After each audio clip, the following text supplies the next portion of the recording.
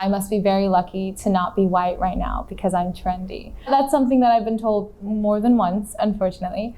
Hey Wendown, my name is Joelle Ortiz. I am a content creator and an actor, and this is the story of how I went viral on TikTok for my culture.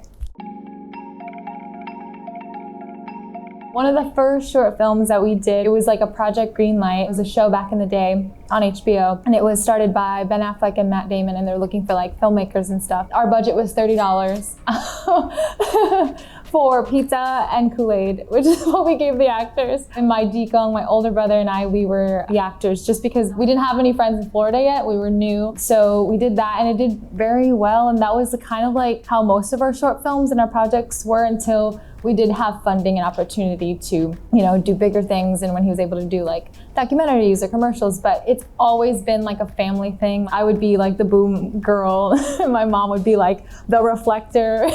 But yeah, like the resources just weren't there for us, so we had to do it together. I mean, it's very Filipino to, work together and make a project. I saw it on this ad. It was a golfer ad for Golf Galaxy and Dick's Sporting Goods. And it was like Nike and Puma. And I just saw it. I was like, oh, money. And I booked it, which is really cool. So I was on a professional set, and I felt like a fish out of water, just like, oh my God, there's like this big set. And I did lie on my resume that my handicap was lower than what it was. I was like, yeah, I'm a pro, I played so long, but in reality, I stopped golf for like years. So the other actors were like actual professionals, and I thought it was just pictures. I was like, I'll be fine, my swing looks great. My first scene, I almost hit the videographer with the ball, and I was like, oh, I'm a little rusty. But they didn't fire me, so that was good. I actually was a competitive golfer as a kid. I competed for 10 years. I loved competing, it was so fun. And then one day I was like, this is not what I want to do. And my kuya was in film and production, and I would help him, and I would be craft services. And it was just really nice to see like storytelling. I really, really enjoyed that, and seeing how passionate he was with that. And in being like his guinea pig when he needed an actress. And then eventually I was like, oh, this is fun. I want to do this. But yeah, it was not something that I always wanted to do because I didn't think it was available to me. I didn't really see many Filipinos on TV, and if there were, they weren't playing Filipinos. So I was like, what roles would I play? Eventually, when I did see opportunities, I was like, okay, this is something that I could do. And my parents were like, oh, you're making money. That's good. It can be a career, so yeah. The first time I went viral, it was when we were doing that Jason Derulo, that dun, dun, dun, and that little transition, and I did it with my mom and my dad, and they were so confused. They're like, what are we doing? And I was like, just wait. I was like put aback by just how many people watched it and commented, and how fascinated so many people that weren't Filipino about our culture, and those that were, they're like, oh, I didn't even know we had cultural attire. I've been so removed from my Filipino side that I, didn't know we had that. So it was really nice to see those comments and see other people wanting to do it as well.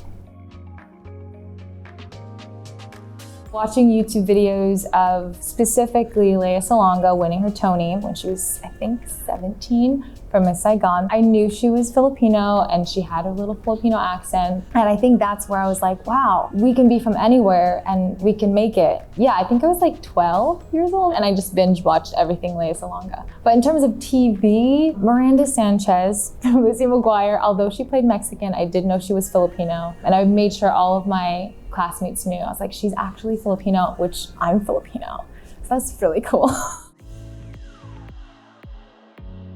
When I do see breakdowns, which is like a list of what they're looking for in a project, it says Asian. It often excludes Southeast or South Asians. It's usually looking for East Asians, which isn't, necessarily a bad thing, but oftentimes that's what they look for. And a lot of the projects beginning of my career as an actor was always putting me for Hispanic roles because that's how they viewed me as. And I've been told that I don't look Asian. That's always been a little bit hurtful for me, but I think throughout the whole Stop Asian Hate, it kind of opened people's minds into knowing that Asians is a very big, non-monolithic society. But in terms of like microaggressions, as an actor, certain theater rooms will tell me that I must be very lucky to not be white right now because I'm trendy.